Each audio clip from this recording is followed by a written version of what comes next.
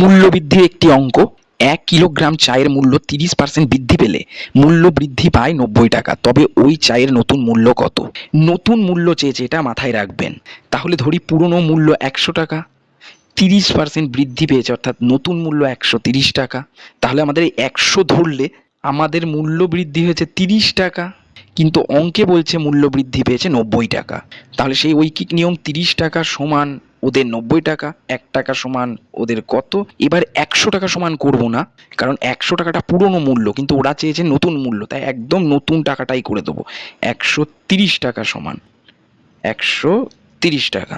এবার কাটাকাটি করলাম, ৩০ দিয়ে ৯০, ৩ গুণ করলে ৩ তেরো ৩৯, সাথে ০, ৩৯০ টাকা।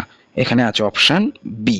সবাই এখানে ভুল করে কি, এই জায়গাটা পুরনো মূল্য মানে ১০০ ধরে নেয়, কিন্তু চেয়েছে তো নতুন মূল্য, তাই এই ১৩০ ধরতে হবে। উপরের অঙ্কটা বুঝতে পারলে এই অঙ্কটা করে ফেলুন। ১ কিলোগ্রাম চায়ের মূল্য ২৫% বৃদ্ধি পেলে মূল্য বৃদ্ধি পায় ১২ টাকা, তবে ওই চায়ের নতুন মূল্য কত?